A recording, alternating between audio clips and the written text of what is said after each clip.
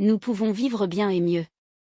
Les Sénégalais sont-ils condamnés à vivre mal dans l'insalubrité, dans la promiscuité, dans un cadre de vie dégradé, sans accès à l'eau potable, sans accès à l'électricité, à l'Internet, à ne travailler que 4 mois par année, à subir la vie chère, à consommer essentiellement des produits importés?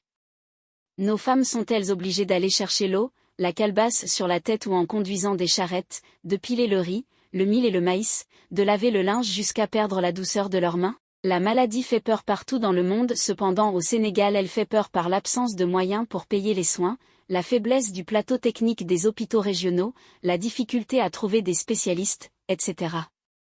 L'absence d'emploi est la preuve du mensonge des politiciens qui ont promis le travail à la jeunesse alors qu'ils ne disposent d'aucune solution. Comment un pays dont l'école ne se concentre pas sur la formation de compétences peut-il attirer des entreprises créatrices d'emplois? Les marchands d'illusions, les alchimistes de l'emploi continuent à semer les fausses illusions. Pourtant il suffit de lancer un certain nombre de grands travaux autour desquels toute la jeunesse est mobilisée pour changer le visage du Sénégal et créer l'espoir certain d'un lendemain meilleur. La mère des batailles sera d'assurer de l'eau 12 mois sur 12 afin que les agriculteurs puissent cultiver 2 à 4 fois dans l'année. Cette transformation radicale de notre agriculture assurera des revenus consistants aux agriculteurs, rendra les prix des aliments moins chers et attirera l'industrie de transformation agroalimentaire qui aura de la matière première pour travailler toute l'année.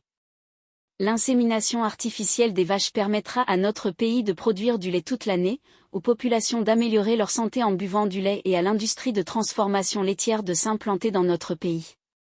La multiplication des bassins d'aquaculture permettra la production de poissons partout sur le territoire national, en particulier l'accès aux poissons frais à toute la population. L'arrêt des accords de pêche, la construction des ports industriels de pêche de Saint-Louis, Kayar, Dakar, Mbour, Joal, Kafountine, Abéné et Elinkine et à la création des ports pour la Marine nationale à Saint-Louis et Carabane permettront la promotion de la pêche artisanale sénégalaise et la défense de notre espace maritime.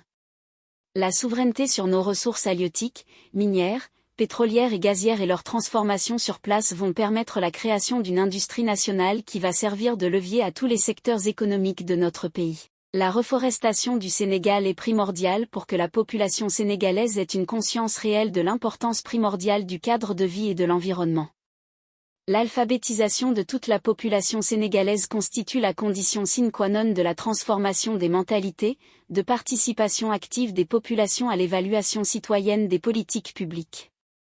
Manger, s'habiller, se soigner, se former, vivre dans un cadre de vie sain et un environnement incitatif, avoir un emploi et avoir l'espoir que chaque jour qui arrive améliore ses conditions de vie, produisent naturellement des femmes et des hommes heureux, qui n'ont pas peur du futur. La ville et le village rénovés seront le cadre d'épanouissement de populations fières d'être sénégalaises. Nous serons d'autant plus fiers, nous sentirons notre dignité retrouvée lorsque nous aurons entre nos mains notre propre monnaie et que sur notre sol national les bases étrangères seront parties. Ce Sénégal d'une jeunesse compétente, patriote, débarrassée des voleurs de la République, est possible. Il se construira avec celles et ceux qui ont la claire conscience que le bonheur ne peut se bâtir que dans l'intégrité et la dignité. Dakar, mardi 24 octobre 2023.